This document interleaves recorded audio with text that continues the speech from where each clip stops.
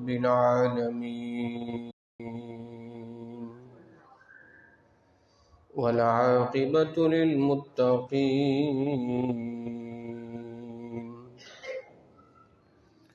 والصلاة والسلام على سيد الأنبياء والمرسلين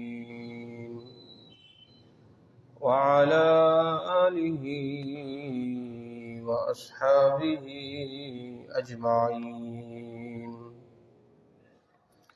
أما بعد فأعوذ بالله من الشيطان الرجيم. بسم الله الرحمن الرحيم. والنجم إذا هوى ما ضل صاحبكم وما غوى وما ينطق عن الهوى إن هو إلا وحي يوحى. آمنت بالله صدق الله العظيم وصدق رسوله النبي الكريم الأمين ونحن على ذلك لمن الشاهدين والشاكرين والحمد لله رب العالمين. إن الله وملائكته يصلون على النبي يا أيها الذين آمنوا صلوا عليه وسلموا تسليما. اللهم صل على النبي الأمي وآله وأصحابه صلى الله عليه وسلم صلاة وسلاما عليك يا سيدي يا رسول الله. الصلاة والسلام عليك يا سيدي يا حبيب الله. الصلاة والسلام عليك يا نور الله وعلى آلك وأصحابك يا نبي الله. مولاي صل وسلم دائما أبدا على حبيبك خير الخلق كلهم. يا رسول الله انظر حالنا، يا حبيب الله اسمع قالنا، إننا في بحر هم مغرق خذ يدي ساهل لنا أشقى لنا. حمد و ثنا کے بعد محترم و محتشم عزیزان گرامی قدر، اللہ رب العزت کی بارگاہ میں دعا گو ہوں، پروردگار ہم تمام کی نماز جمعہ کی حاضری کو اپنی بارگاہ میں قبول اور منظور فرمائے۔ اللہ رب العزت ہم سبوں کی بخشش و مغفرت فرمائے۔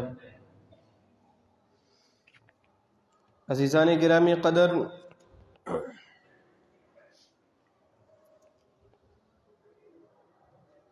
آج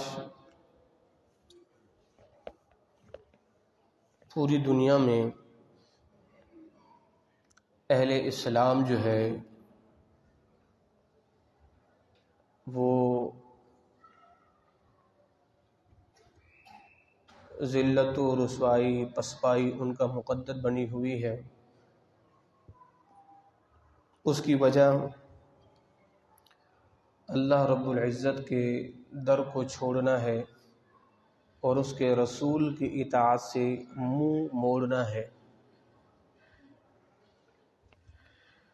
اس روئے زمین پر جو بھی آزمائش جو بھی تکلیف آتی ہیں، بعض اللہ رب العزت کا عذاب ہوتی ہیں اور بعض رب کی طرف سے آزمائشیں ہوتی ہیں۔ کبھی عذاب ہوتا ہے تو کبھی آزمائش ہوتی ہے۔ نیکوکاروں پہ آزمائش آتی ہے اور گناہگاروں پہ عذاب آتا ہے۔ نیکوکاروں کو اللہ آزمائش میں ڈال کر انہیں اور عظیم کرتا ہے، گناہگاروں کو گرفتار بلا کر کے اللہ ان کی بخشش کا سامان کرتا ہے۔ اس وقت جو ہے ترکی کے اندر ایک تباہ کن زلزلہ آیا، ہزاروں مسلمان شہید ہو گئے اور ہزاروں یا لاکھوں بھی کہہ سکتے ہیں تو یہ مبالغہ نہیں ہوگا، زخمی ہیں اور لاکھوں بے گھر ہو چکے ہیں اس تباہ کن زلزلے کی وجہ سے۔ تو یہ زلزلے جو ہے، یہ آفات و بلیات کیوں آتی ہیں؟ اس کی مختلف صورتیں ہیں۔ سائنسی پہلو سے لوگ کچھ اور ہی بیان کرتے ہیں، مگر اسلامی اور شرعی نقطہ نظر یہ ہے کہ جب رب ناراض ہو جاتا ہے تو پھر اللہ کے عذابات ہی آتے ہیں۔ بنی اسرائیل کو اللہ رب العزت نے یہ فرمایا تھا، اے لوگو اگر تم ہماری اطاعت کرو گے، رب نفتح، تو اللہ تم پر کھول دے گا رزق کے دروازے، آسمان سے بھی اور زمین سے بھی۔ بنی اسرائیل سے کہا گیا تھا اگر تم اللہ کی اطاعت میں لگ جاؤ گے تو اللہ تمہیں آسمان سے بھی رزق دے گا، زمین سے بھی رزق دے گا۔ اگر آپ اس کا الٹ کرو، اگر تم رب کے باغی ہوئے تو بارشوں کا آنا بھی بند، زمین کا سبزہ اگانا بھی بند۔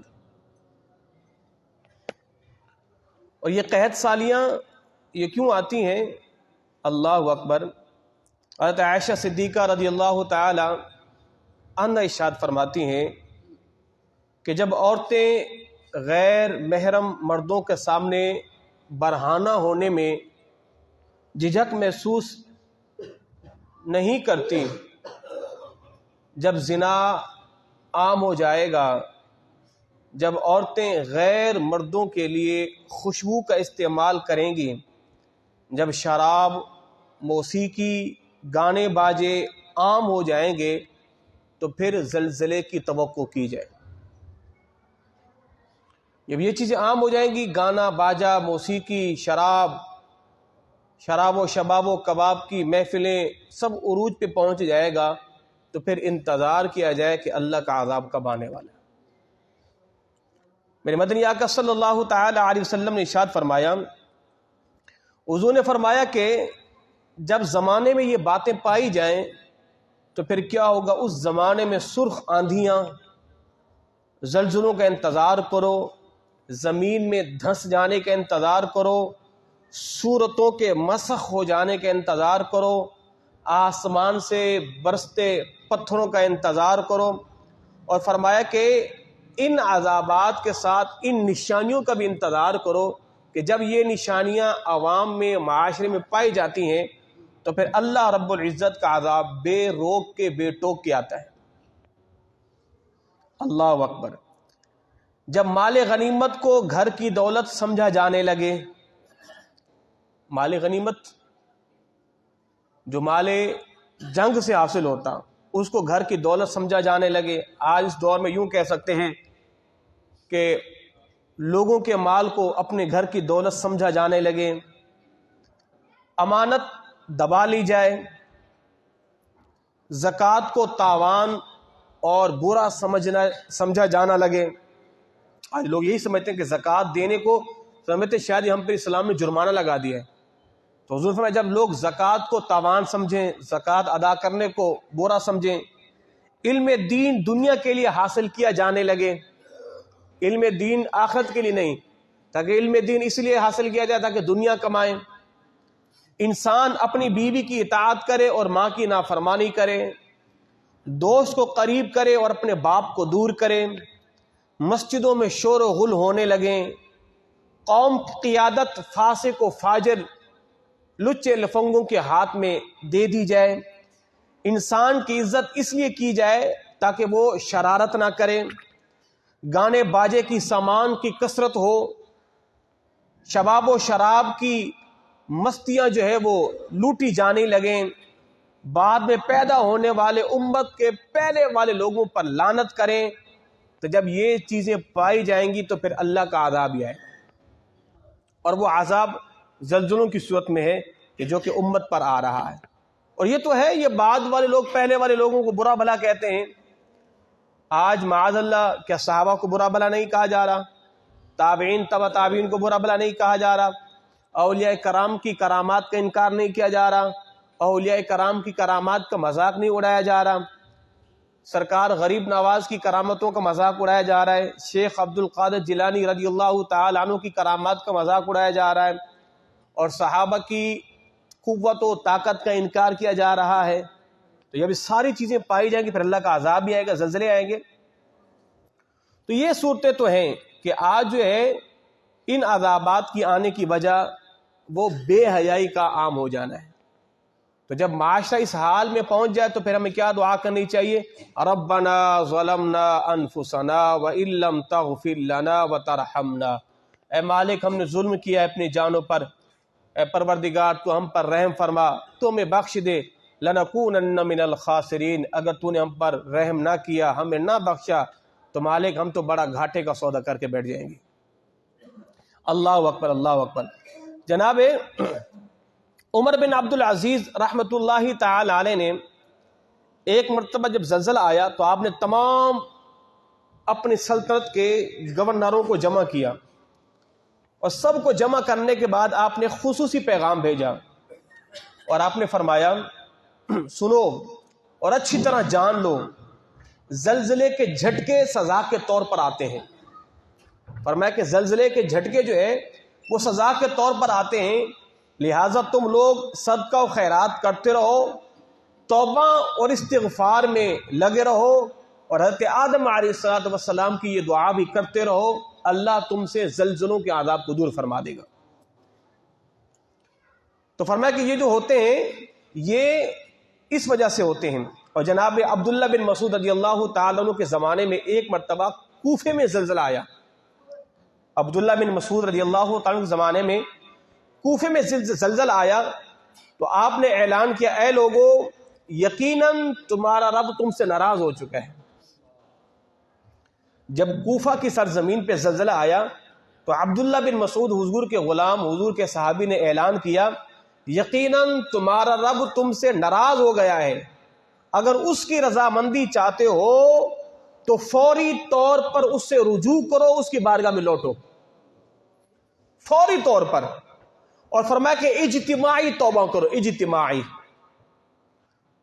اجتماعی توبہ کرو, وگرنہ اگر تم اس حال میں رہے تو اس پروردگار کو تمہاری کوئی پرواہ نہیں ہے, وہ مالک تمہیں ایک دم سب کو ہلاک کر دے گا. پوری قوم نے رب کو ناراض کیا ہے تو پوری قوم اجتماعی طور پر جمع ہو اور رب کی بارگاہ میں توبہ اور استغفار کرے, اور یہ ہونا ایسا چاہیے. اللہ اکبر. جناب انس بن مالک رضی اللہ تعالی عنہ ایک مرتبہ ام المؤمنین حضرت عائشہ صدیقہ رضی اللہ تعالی عنہ سے دریافت کیا کہ امی جان یہ زلزلے کیوں آتے ہیں؟ تو اما عائشہ صدیقہ کیا فرماتی ہیں, بیٹا جب لوگ زنا کو حلال سمجھیں, زنا کو حلال سمجھیں اور فرمایا کہ شراب پینے لگیں، گانے باجے میں مشغول ہو جائیں، تو فرمایا کہ اللہ کی غیرت جوش میں آتی ہے اور اللہ زمین کو حکم دیتا ہے اور زمین جو ہے اس علاقے پر زلزلہ برپا کر دیتی ہے۔ رب کی رحمت جوش میں آتی ہے، اللہ زمین کو حکم دیتا ہے اور زمین ہل جاتی ہے، اور جب زمین ہل جاتی ہے تو پھر لوگ زمین کے اندر دھسا دیے جاتے ہیں۔ تو اللہ کی غیرت جب جوش میں آتی ہے، میرے مدنی آقا نے فرمایا کہ سب سے بڑا غیرت والا اللہ کی ذات ہے، سب سے بڑی غیرت والی ذات اللہ کی ہے۔ اللہ اکبر، اللہ اکبر۔ تو عزیزان گرامی قدر، یہ وہ اسباب ہیں کہ جس کی وجہ سے زلزلے آتے ہیں۔ جناب عمر فاروق رضی اللہ تعالیٰ عنہ کے زمانے میں جب زلزلہ آیا تو آپ نے ساری قوم کو جمع کیا۔ رات کو زلزلے کا جھٹکا محسوس ہوا، آپ نے ساری صبح قوم کو جمع کیا، فرمایا بتاؤ تم میں سے کس نے ایسا گناہ کیا کہ رب ناراض ہو گیا؟ کون ہے وہ بدبخت کہ جس نے گناہ کر کے زمین کو ہلا کے رکھ دیا؟ بتاؤ کون ہے وہ؟ رب ناراض ہو گیا ہے۔ کس نے ایسا گناہ کر دیا ہے کہ رب جلال میں آ گیا ہے؟ ساری قوم کو کہا کہ توبہ کرو، رب کے حضور گڑ گڑاؤ، تم رب کو ناراض کر بیٹھے ہو۔ تو آپ تمام اسلامی ممالک کو دیکھیں، سب کے اندر یہ چیز مشترکہ طور پر عام ہے۔ زنا، بے حیائی، عریانی، فحاشی، گانا باجا، یہ ساری شراب و شباب و کباب کی محفلیں عام ہیں، اور رب کے عذاب کو دعوت دینے والی بھی یہ ساری محفلیں، اللہ کی پناہ۔ تو اس لیے جو ہے اللہ رب العزت کی بارگاہ میں قوم کو رجوع کرنا چاہیے اجتماعی طور پر۔ جناب یونس علیہ السلام کی قوم پر عذاب آ رہا تھا نا، اور اللہ نے فرمایا اے نبی اس قوم پر عذاب آنے والا ہے۔ جناب یونس علیہ السلام نے کیا کیا؟ آپ اس علاقے کو چھوڑ کے چلے گئے، علاقے کو چھوڑ کے چلے گئے، پھر آپ کشتی میں جا کے بیٹھے، اور پھر کشتی والوں نے کہا کہ جب سمندر میں طغیانی آتی ہے، جب سمندر کے اندر لہریں آتی ہیں، تو یہ ہمارا دستور ہے کہ ہم کشتی میں سے ایک آدمی کو اٹھا کے دریا میں ڈالتے ہیں، یہ لہریں تھم جاتی ہیں، تو اس لیے اس میں سے کس کو ڈالا جائے؟ اور کہا کہ پھر وہ قرآن دازی کی گئی، تو قرآن دازی کے اندر جناب یونس علیہ السلام کا نام نکلا، تو آپ کو اٹھا کے دریا میں ڈال دیا گیا۔ تو آپ علاقے کو چھوڑ کے کیوں آ رہے تھے؟ اس لیے کہ اس قوم پر عذاب نمودار ہو چکا تھا، ساری قوم برباد ہونے والی تھی۔ جناب یونس علیہ السلام قوم کو چھوڑ کر آ چکے تھے، مگر جب وہ پورا واقعہ ہوا، اللہ نے پھر 40 دن تک مچھلی کے پیٹ میں رکھا، پھر اس مچھلی کے پیٹ میں آپ کو زمین پر جو ہے رکھا، اور پھر جب دوبارہ اپنی بستی میں گئے دیکھا تو سارے لوگ اپنے معاملات میں لگے ہوئے۔ کہ یہ کیا ہے؟ رب کا عذاب آنے والا تھا، رب نے مجھ سے کہہ دیا تھا اس قوم پر اللہ کا عذاب آنے والا، تم بچ کیسے گئے؟ تو قوم نے کیا کہا؟ اے اللہ کے نبی، اللہ کا عذاب واقعی آنے والا تھا، عذاب کے آثار نمودار ہو چکے تھے، ہم سارے گھروں سے نکلے، میدان میں آ گئے، اور ہم سارے سجدہ ریز ہو گئے۔ ہم نے کہا مالک اب کے بعد تو چھوڑ دے، پھر گناہ نہیں کریں گے۔ تو اللہ کے نبی ہم ساری قوم باہر نکل گئے، بچے بوڑھے جوان عورتیں سب باہر آ گئے، اور ہم نے اجتماعی طور پر رو رو کے توبہ کی۔ اللہ کا آتا عذاب ٹل گیا، اللہ کا آتا عذاب ٹل گیا، تو رب نے ہمیں اس عذاب سے بچا لیا ہے۔ تو جناب یونس علیہ السلام کی قوم باہر نکل کے آئے، بالکل پکا عذاب آنے والا جو سر پر آ چکا ہے، اور ایک نبی کی زبان سے کہلا بھی چکا ہے رب۔ وہ آتا عذاب کیسے ٹل گیا؟ کہ جب قوم توبہ میں لگ گئی، جب قوم توبہ میں پڑ گئی۔ تو اس لیے اب تو یہ بھی کہا جا رہا ہے کہ ان قریب یہ زلزلے پاکستان، افغانستان، ہندوستان، دیگر ممالک کے اندر بھی آنے والے ہیں۔ یہ ان کے اپنے مشاہدات ہوں، تجربات ہوں، اس کو کوئی بھی رنگ دے، ہے تو عذاب اللہ کا ہی نا، بھیجنے والی ذات تو اللہ کی ہے۔ دنیا ہزار کوششیں کر لے، وہ آپ کا ایک بال بھی بیکا نہیں کر سکتی جب تک رب نہ چاہے۔ رب کی منشا تو ہوتی ہے نا، رب کی منشا تو ہوتی ہے، رب کی منشا کے بغیر تو درخت کا پتا بھی نہ گرے۔ کوئی جا کے پورا درخت ہی کاٹ دے کہ جناب یہ تو رب کی منشا تھی تو میں نے کاٹا ہے. ٹھیک ہے منشا تو رب کی تھی مگر یہ کام ہوا تو تمہارے ہاتھ سے ہے نا, ہوا تو تمہارے ہاتھ سے ہے. تو ٹھیک ہے آپ کہیں جس میں دنیا کی سازشیں ہیں, بڑے بڑے معاملے, کچھ بھی آپ کہتے رہے اپنے دل کو تسلی دینے کے لیے, مگر منشا تو رب کی ہے نا. رب کی رضا نہ بھی کہو, منشا تو ہے. رضا ہونا الگ ہے, رب کی مشیت کا ہونا الگ ہے. رب نے لکھ دیا ہے, رب کی منشا ہے, رب کی مشیت ہے, رب کی رضا تو نہیں ہے. آپ نماز نہیں پڑھتے اس میں رب کی رضا تو نہیں ہے, آپ نماز نہ پڑھو, رب کی مشیت ہے. مشیت بمانا اس نے اپنے علم ازلی ابدی سے جانتا ہے, مگر یہ رب کی رضا تو نہیں ہے کہ آپ نے نماز نہیں پڑھی. آپ کا انتقال ہوا ہے, آپ کے انتقال میں رب کی رضا تو نہیں ہے, مشیت ہے, قضا تو ہے, اس کا حکم تو, اس کا فیصلہ تو ہے. تو اس لیے قوم جو ہے, ہم ان سارے معاملات کو دیکھ کر بھی جو ہے نا وہ نصیحت نہیں پکڑتے. آپ کو یاد ہے کہ پچھلی درس کے اندر ہم نے قوم عاد کا ذکر کیا, قوم عاد پر کیسے عذاب آیا. قوم ہود کا ذکر کیا, ایک زوردار چنگاڑ آئی. قوم صالح کا ذکر کیا, جناب لوط علیہ السلام کی قوم کو اور جناب صالح علیہ السلام کی قوم کو کیسے تباہ کیا گیا. جناب جبریل امین نے اپنے ایک پر سے پوری قوم کو اٹھایا اور کتنا اوپر لے کے گئے, یہاں تک کہ اہل آسمان والے کہتے ہیں جناب صالح کی قوم کی زمین کو اتنا اوپر لائے جناب جبرائیل کہ ان کے جو مرغے تھے نا, مرغے, ان مرغوں کی بانگوں کی آواز کو بھی اہل آسمان نے سنا. اتنی اونچی زمین لے کے گئے جناب جبرائیل, آسمانوں تک لے کے گئے. اور فرشتوں نے بھی جناب صالح کی قوم کے جو مرغے تھے نا تو ان کی بھی بانگیں سنی, آوازیں سنی. جناب جبریل وہاں تک لے کے گئے اور پھر پٹخ کے زمین کو نیچے مارا, پوری قوم کو یوں برباد کر دیا, یوں برباد کر دیا. وہ سارے عذاب اس قوم کے اندر پائے جا رہے ہیں. جناب ہود کی قوم کا عمل ہو, جناب صالح کی قوم کا, جناب شعیب کی قوم کا, جناب موسیٰ کی قوم کا, جناب عیسیٰ کی قوم کا, جناب نوح کی قوم کا, سارے عذاب, سارے معاملات اس قوم کے اندر, اس امت میں پائے جا رہے ہیں. مگر رب کی کرم نوازی ہے کہ مالک نے پھر بھی اس امت کو اپنے حبیب کے صدقے اجتماعی عذاب سے محفوظ رکھا ہوا ہے. مالک اشارے دے دیتا ہے کہ دیکھو جب مالک ان کو برباد کر سکتے تو پھر تم کیا چیز ہو.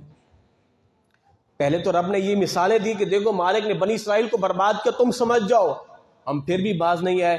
چلے ٹھیک ہے, ہم تمہیں اور سبق آسان والا دیتے ہیں. تمہارے قریبی پڑوسی کو پکڑ کے پٹخ دیا ہے زمین کو, چلو اس کو دیکھ کے اب سبق حاصل کر لو. اور ہم تو ایسے کم بخت ہیں, ہم اس کو بھی دیکھ کے نصیحت حاصل نہیں کرتے. اسلامی ملک تھا نا, چلو یوں کہتے کہ جناب وہ امریکہ میں آیا, وہ تو تھے ہی رب کے گستاخ, اس کے نبی کے گستاخ, رب نے انہیں عذاب دیا, ہمیں تھوڑی نہیں, ہم تو کلمہ گو ہیں. وہ بھی تو کلمہ گوئی تھے نا, وہ بھی تو کلمہ گوئی تھے. اور میں نے گزشتہ جمعے میں آیت پڑھی تھی, الف لام میم احسب الناس, اے لوگو تم کیا گمان کرتے ہو, ان یترکوا ان یقولوا آمنا, رب ہمیں یوں ہی چھوڑ دے گا اس بات پر کہ ہم ایمان لائے, وہم لا یفتنون, ابھی تو رب نے تمہیں آزمایا بھی نہیں ہے. تو میری اور آپ کی جان اس بات میں نہیں چھوٹے گی, مالک ہم تو ہے تیرے نبی کے امتی, وہ کریم رحیم رب ہے, اس بات پر جان نہیں چھوٹے گی. وہم لا یفتنون, ہم ایمان لے آئے تو بس.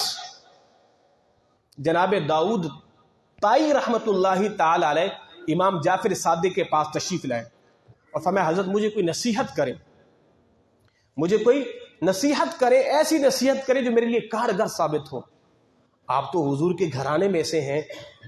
تو جناب امام جعفر صادق رحمت اللہ تعالی علیہ آپ کیا فرماتے ہیں, فرماتے تو مجھے کہہ رہے ہو کہ میں تمہیں نصیحت کروں, میں تو اس بات سے ڈرتا ہوں کہیں قیامت کے دن میرے جد امجد, میرے نانا جان میرا ہاتھ پکڑ کے یہ نہ کہیں کہ تم نے میری اطاعت کیوں نہیں کی, تم نے میری اطاعت کیوں نہیں کی. میں تو اس بات سے ڈر رہا ہوں کہیں میرے نانا میرا ہاتھ پکڑ کے یہ نہ کہیں کہ تم نے میری اطاعت کیوں نہیں کی, میری اطاعت کیوں نہیں کی. آپ فرماتے ہیں بندے کو اس کے اعمال صالحہ نفع دیں گے, نسب نفع نہیں دے گا. نسب نفع نہیں دے گا، اعمال صالحہ فائدہ دیں گے۔ تو جناب داؤد طائی رحمت اللہ تعالی فرماتے ہیں جب آپ کے خوف خدا کا عالم یہ، تو پھر میں تو کسی گنتی میں بھی نہیں آتا، میں تو کسی گنتی میں بھی نہیں آتا۔ تو وہاں پر نفع جو ہے اعمال صالحہ دیں گے، نسب نہیں۔ کوئی کہے جناب میں تو فلاں پیر صاحب کا بیٹا ہوں، میرے ابا ولی کامل تھے، میں تو یوں ہی بخشے جاؤں گا، نہیں نہیں نہیں نہیں، اپنے اعمال کے بلبوتے ہم جنت میں جائیں گے، اور رب کا فضل ہی ہوگا، رب کا فضل ہی ہوگا تو جنت ملے گی۔ میرے مدنی آقا صلی اللہ علیہ وسلم نے جب فرمایا نا کہ اللہ کا فضل ہوگا تو جنت، صحابہ نے کہا حضور کیا آپ بھی؟ فرمایا ہاں میں بھی رب کے فضل سے ہی رب مجھ پر کرم فرمائے گا۔ اور کسی نے کوئی بھی اپنے اعمال کے بلبوتے اپنی نیکیوں کے گھمنڈ میں جنت میں نہیں جا سکے گا، رب کا فضل ہی ہوگا، اس کا کرم ہی ہوگا، اور رب کا فضل اہل ایمان پر ہوگا، اور رب کا عدل اہل کفر پر ہوگا، ان سے عدل ہوگا اور اس امت پر جو ہے وہ فضل ہوگا۔ اللہ اکبر اللہ اکبر۔ عزیزان گرامی قدر، 15 رجب المرجب حضرت امام جعفر صادق رضی اللہ تعالی عنہ کا یوم تھا۔ اسی حوالے سے چند ایک باتیں بھی آپ کی سماعتوں کے نظر کرتے ہیں۔ اور سورۃ نجم جو ہے اس کے اندر آقا کریم صلی اللہ تعالی علیہ وآلہ وسلم کی معراج شریف کا ذکر ہے، تو قریب ہے معراج النبی کی رات بھی، تو اسی حوالے سے چند ایک باتیں، چند ایک آیات بجینات آپ کی سماعتوں کے نظر۔ یاد رکھیے گا ہمارا یہ عقیدہ ہے کہ پروردگار نے اپنے نبی پاک صاحب الاولاق صلی اللہ علیہ وسلم کو سر کی آنکھوں سے رب نے اپنا دیدار کرایا ہے، یہ ہمارا عقیدہ ہے۔ ایک مرتبہ معراج جسمانی اللہ نے اپنے حبیب کو کرائی ہے، اور معراج روحانی اس کا تو کوئی شمار ہی نہیں۔ خواب میں رب کا کئی بار میرے مدنی آقا نے دیدار کیا، اللہ اس کے رسول ہی جانے۔ معراج جسمانی جس میں سرکار نے سر کی آنکھوں سے اپنے رب کا دیدار کیا، وہ معراج میرے اور آپ کے نبی کو اللہ نے ایک بار عطا فرمائی، ہمارا یہ عقیدہ ہے۔ اللہ اکبر۔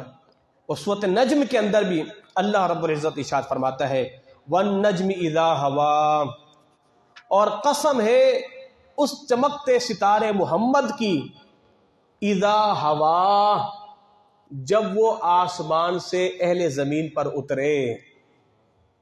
نجم ستارے کو کہتے ہیں، اس ستارے کی قسم، اس پیارے تارے محمد کی قسم صلی اللہ علیہ وسلم، اذا ہوا، جب وہ نبی معراج سے اترے۔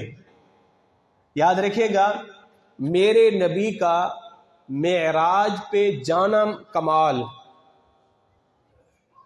مگر اس سے بڑا کمال حضور کا آسمانوں میں جانا اور پھر آنا ہے۔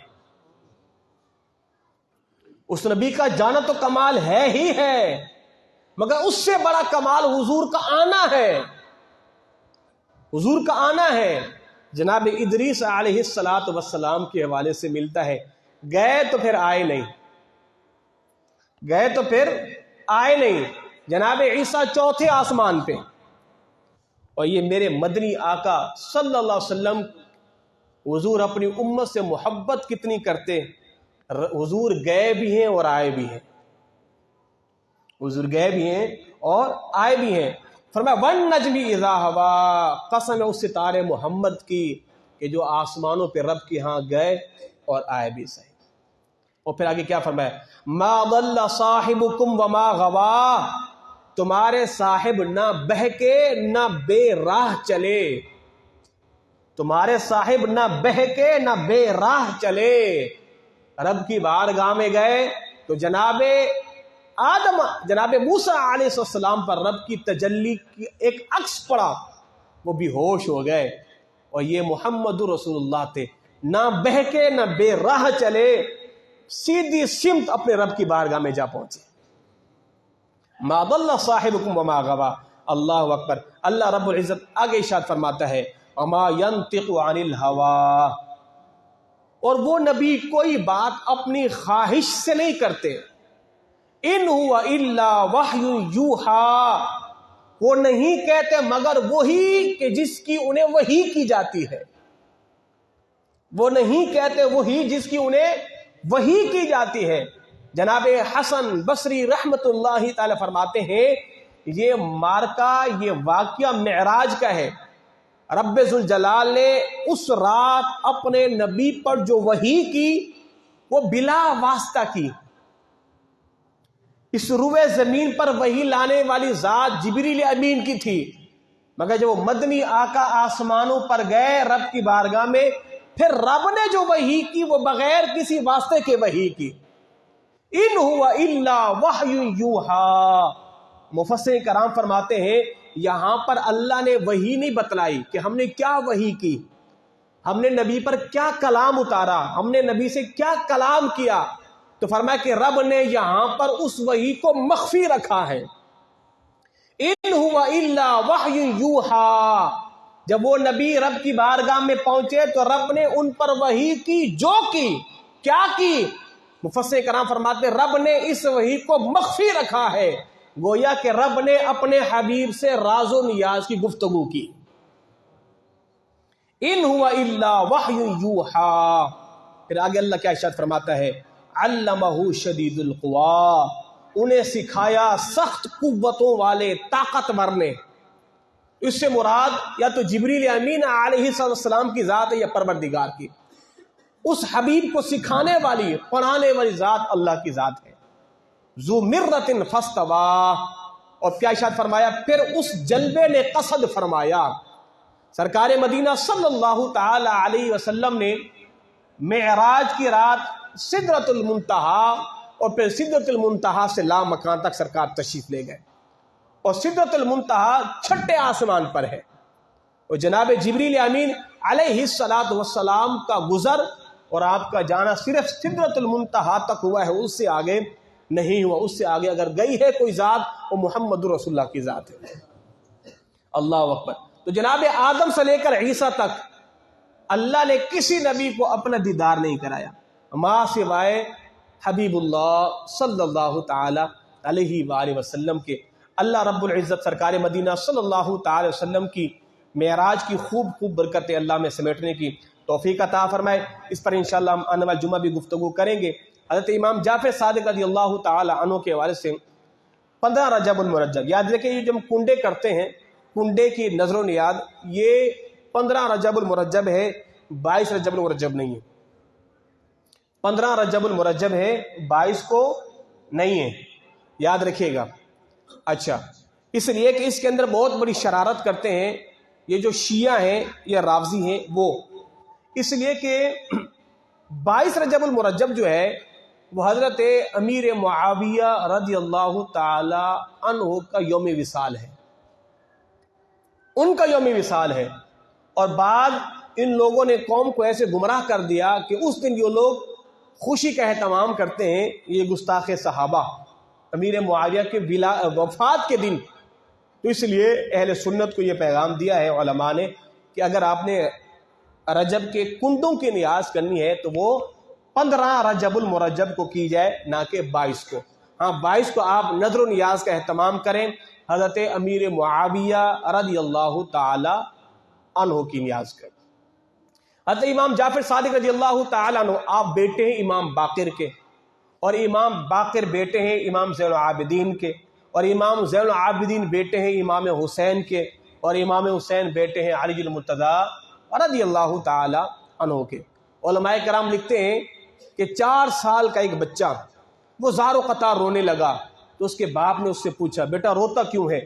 کہا اس لیے کہ میں نے دیکھا ہے کہ جب بڑی لکڑیوں کو آگ لگانی ہوتی ہے تو ساتھ میں چھوٹی چھوٹی لکڑیوں کا استعمال کیا جاتا ہے، اسے آگ جلتی پکڑتی ہے اور پھر بڑی لکڑیوں کو بھی آگ لگ جاتی ہے. تو کہ میں رو اس لیے رہا ہوں کہ جب جہنم کے تندور میں بڑے بڑے گناہگار ابو جہل ابو لہب لوگوں کو اللہ عذاب میں ڈالے گا تو کہیں مجھ جیسے چھوٹوں کو نہ ڈال دے، کہیں مجھ جیسے چھوٹوں کو نہ ڈالے. وہ 4 سال کا بچہ کون تھا؟ وہ امام جعفر صادق کی ذات تھی. امام جعفر صادق رضی اللہ تعالی عنہ کی ذات تھی. اللہ اکبر. رات کو آپ قبرستان جاتے تھے امام جعفر صادق، اور آپ جا کر اہل قبرستان سے کلام کرتے، ان سے بات کرتے اور کہتے تم مجھے جواب کیوں نہیں دیتے، میں تم سے بات کرتا ہوں مجھے تم جواب نہیں دیتے۔ پھر آپ خود فرماتے ہاں بیچ میں ایک پردہ حائل ہے کہ جو تمہارا جواب مجھ تک نہیں پہنچتا۔ اور پھر فرماتے اے لوگو ایک دن میں بھی تمہارے ساتھ آ کے سونے والا ہوں، ایک دن میں بھی تمہارے ساتھ آ کے سونے والا ہوں۔ تو یہ آپ کا معمول تھا، رات کو قبرستان جا کے اہل قبرستان سے کلام کیا کرتے تھے۔ تو یہ چیزیں نفس کو بیدار کرتی ہیں۔ امام غزالی فرماتے ہیں نا جب کسی کا ضمیر مردہ ہو گئے تو قبرستان جا کے بیٹھا کرو اور قبروں کی مٹی اٹھا کے اپنے ہاتھ میں رکھا کرو اور دیکھا کرو اس سے کوئی آواز آ رہی ہے، اس مٹی سے کسی کی شہرت کی، کسی کی دولت کی، کس کی نمود و نمائش کی کوئی آواز آ رہی ہے؟ مٹی تو مٹی ہے صاحبو۔ تو کہا پھر اس مٹی کو اپنے ہاتھ میں پکڑ کے سوچو ایک دن آپ کی دولت، آپ کی شہرت، آپ کا رنگ و روپ، آپ کا جو عہدہ، آپ کی کرسی، آپ کی جاگیر سب ایک دن مٹی مٹی ہو جائے گی۔ اس مٹی کو جو ہے لے کے ہاتھ میں لیا کرو۔ اللہ اکبر۔ امام جعفر صادق رضی اللہ تعالی عنہ، آپ کی جو والدہ تھی وہ صدیق اکبر کی پوتی تھی۔ امام جعفر صادق کی جو والدہ تھی وہ صدیق اکبر رضی اللہ تعالی عنہ کی پوتی تھی۔ تو گویا کہ آپ والدہ کی طرف سے صدیقی ہیں اور والد کی طرف سے آپ علوی اور فاطمی ہیں، علوی اور فاطمی ہیں۔ اندازہ لگائے حضور کی اہل بیت میں یہ سارا کا سارا جو سلسلہ ہے، نسب کا سلسلہ ہے اور یہ خاندان ہے، تو یہ سارا کا سارا خاندان کہیں صدیقی ہے، کہیں علوی ہے، کہیں فاروقی ہے اور کہیں عثمانی ہے۔ یہ ان کی آپس میں رشتہ داریاں ہیں۔ اللہ اکبر۔ امام جعفر صادق رضی اللہ تعالی عنہ، امام مالک رضی اللہ تعالی عنہ فرماتے ہیں میں جب بھی آپ کے پاس گیا میں نے آپ کو 3 کاموں میں مشغول پایا۔ امام جعفر صادق جب بھی جاتے یہ تو قرآن کی تلاوت کر رہے ہوتے، یا پھر آپ نماز پڑھ رہے ہوتے، یا پھر آپ اکثر روزے میں ہوتے۔ یہ 3 کام آپ کو بڑے محبوب، قرآن کی تلاوت، نفل نماز اور روزہ دار ہونا۔ جب بھی میں گیا میں نے ہمیشہ آپ کو ان کاموں میں پایا ہے۔ اور امام اعظم ابو حنیفہ رضی اللہ تعالی عنہ، یہ جو آپ ہمارے پاس یہ جو فیض ہے نا فقہ کا، ہمارے جو مسئلہ مسائل، ہمارے نکاح، طلاق، دیگر سارے معاملات ہم جن کے مقلد ہیں، جن کی تقلید کرتے ہیں، وہ امام اعظم کی ذات ہے۔ اور امام اعظم کو سارا کا سارا فیض امام جعفر صادق سے ملا ہے۔ اور آپ خود فرماتے ہیں اللہ کی قسم اگر نعمان کو، آپ کا نام نعمان تھا، اگر نعمان کو 2 سال امام جعفر صادق کی صحبت کے نہ ملتے تو نعمان ہلاک ہو جاتا، نعمان ہلاک ہو جاتا۔ امام اعظم فرماتے ہیں ایک بار میں آپ کی خدمت میں حاضر ہوا تو مجھ سے فرمانے لگے تمہارا نام کیا ہے؟ میں نے کہا نعمان۔ فرمایا آپ نے کبھی اپنے سر کو ناپا ہے؟ میں نے کہا حضرت سر کو بھلا کیسے ناپا جاتا ہے؟ کہا آپ کو معلوم ہے کہ کانوں میں کڑواہٹ کیوں ہے؟ کہا کہ نہیں۔ آنکھوں کے اندر نمکینی کیوں ہے؟ میں نے کہا نہیں۔ نتنوں کے اندر حرارت کیوں ہے؟ میں نے کہا نہیں۔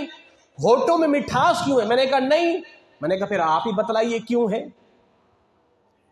تو فرمایا سنو، میرے مدنی آقا صلی اللہ علیہ وسلم نے ارشاد فرمایا اللہ نے ابن آدم پر یہ فضل کیا ہے، اللہ نے اس کے کانوں میں کڑواہٹ رکھی ہے، اس کے کانوں میں کڑواہٹ ہے۔ کہ آپ نے کبھی دیکھا ہوگا اگر کوئی کیڑا کان کے اندر جائے تو فوراً نکلنے کی کوشش کرتا ہے، اس لیے کہ کانوں میں کڑواہٹ ہے، جب وہ چکھتا ہے تو فوراً نکلنے کی کوشش کرتا ہے۔ اگر وہ کڑواہٹ نہ ہو تو کیڑے اندر تک گھس جائیں، دماغ تک گھس جائیں۔ رب نے یہ ابن آدم پر فضل کیا، کانوں میں کڑواہٹ رکھی ہے، کوئی کیڑا اندر گھسنا بھی جائے تو نہیں گھس سکتا۔ اور اللہ نے آنکھوں میں نمکینی پیدا کی ہے کہ یہ جو آنکھیں ہوں گی جو سلامت ہیں، اس کی وجہ یہ اللہ نے آنکھوں میں چربی پیدا کی ہے، اس چربی کے خوشے میں آنکھیں محفوظ ہیں۔ اگر وہ آنکھوں کے اندر جو چربی ہے وہ چربی وہ نمکین ہے، اگر اللہ اس کو ختم کر دے تو آنکھیں بھی ختم ہو جائیں۔ اور اللہ نے ناک کے نتنوں میں حرارت پیدا کی ہے، فرمایا اگر یہ حرارت ختم ہو جائے تو ہمارا دماغ بدبو کو سونگھ کر ختم ہو جائے۔ یہ ناک کے نتنے ہیں جو بدبو کو سونگھ لیتے ہیں اور دماغ تک نہیں پہنچنے دیتے، اگر یہ حرارت ختم ہو جائے تو تمہارا دماغ بدبودار ہو جائے۔ اور چوتھی چیز اللہ نے ہونٹوں میں مٹھاس رکھی ہے، فرمایا کہ کوئی بھی چیز آپ اپنے ہونٹوں پہ لگاتے ہو آپ کے ہونٹ بتا دیتے ہیں، اس کا ذائقہ بتا دیتے ہیں۔ اور یہی وجہ جب آپ کوئی کلام کرتے ہو آپ کا کلام لوگوں کو مٹھاس لگتا ہے، آپ کا کلام لوگوں کو مٹھاس لگتا ہے۔ اللہ اکبر، کتنی بہترین پیاری باتیں امام جعفر صادق نے ارشاد فرمائی، جس سے میرے علم میں اضافہ ہوا، آپ کے بھی علم میں اضافہ ہوا ہے۔ اللہ اکبر۔ تو امام جعفر صادق رضی اللہ تعالی عنہ آپ کیا فرماتے ہیں کہ میرے مدنی آقا نے فرمایا، اللہ نے دنیا کو حکم دیا ہے، اے دنیا جو میری عبادت کرے تو اس کی خدمت کر، اور جو تیری خدمت کرے تو اس کو تھکا دے۔ اے دنیا جو مجھ رب کی عبادت کرے تو اس کی خدمت کر، اور جو تیری خدمت کرے اس کو تو تھکا دے۔ اس کا مشاہدہ آپ نے دیکھا ہوگا، جنہوں نے دنیا سے رخ موڑا دنیا ان کے پیچھے بھاگی ہے، اور جو دنیا کے پیچھے بھاگے ہیں دنیا ان سے آگے بھاگی ہے، دنیا ان سے آگے بھاگی ہے۔ اللہ کی عبادت میں لگ جاؤ گے دنیا آپ کے پیچھے پڑے گی، دنیا آپ کو ایسے تلاش کرے گی کہ جیسے موت بندے کو تلاش کرتی ہے۔ جب آپ نے رب سے ناطا توڑا، دنیا کے پیچھے لگے، پھر آپ بھاگتے رہے، دنیا آپ سے آگے ایسے بھاگے گی جس طرح آپ اپنے صاحب کو نہیں پکڑ سکتے، اسی طرح دنیا بھی آپ کی پکڑ میں نہیں آئے گی۔ کوئی بندہ اپنے صاحب کو پکڑ سکتا ہے جناب؟ کوئی بندہ اپنے صاحب پر پاؤں رکھ سکتا ہے؟ جب آپ دنیا کے پیچھے بھاگیں گے دنیا بھی ایسے بھاگے گی جیسے آپ کا سایہ آپ سے بھاگتا ہے۔ اللہ اکبر۔ تو امام جعفر صادق رضی اللہ تعالی عنہ آپ فرماتے ہیں، میرے والد امام باقر نے مجھے نصیحتیں کی تھی، فرمایا بیٹا اللہ کی تقسیم پر راضی رہو، تم سب سے بڑی غنی ہو جاؤ گے۔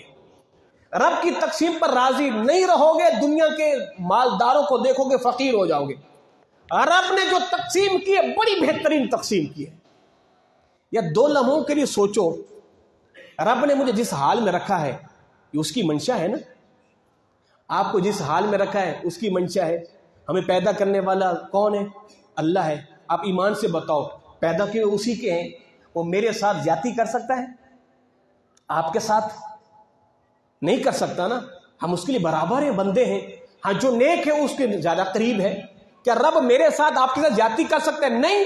رب نے جس کو جس حال میں رکھا ہے بہترین رکھا ہے، جس کو جتنا دیا بہترین دیا ہے، اس کی تقسیم کمال کی ہے، اس کی حکمت کمال کی ہے، وہ ہے ہی کمال، وہ خوب جانتا ہے۔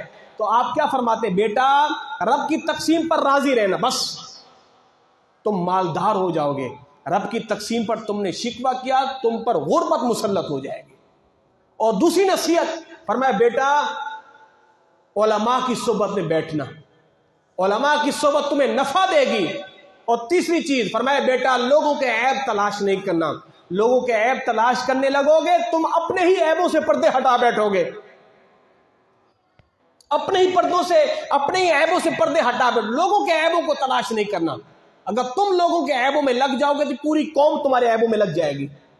ان کے عیب ٹٹولو، ان کے عیب، لوگوں کے عیبوں پہ پردے ڈالو۔ جو جانتے ہو کو میں نے تو دیکھا ہی نہیں ہے، جو معلوم ہے بولو تو مجھے معلوم ہی نہیں ہے۔ تم لوگوں کے عیبوں پہ پردے ڈالو، رب تمہارے عیبوں پہ پردے ڈالے گا۔ اللہ، یہ تین نصیحتیں، وقت ختم ہے۔ پہلی نصیحت، اللہ کی تقسیم پر راضی ہو جائے، کبھی شکوہ نہیں کرے، بے رب نے جو دیا بہترین دیا، فرسٹ کلاس دیا ہے، ختم بات۔ جب یہ سوچو گے نا آپ کا حسد ختم، آپ کے اندر سے دنیا کی محبت ختم، لالچ ختم، سب ختم، رب کی تقسیم پر راضی، ختم۔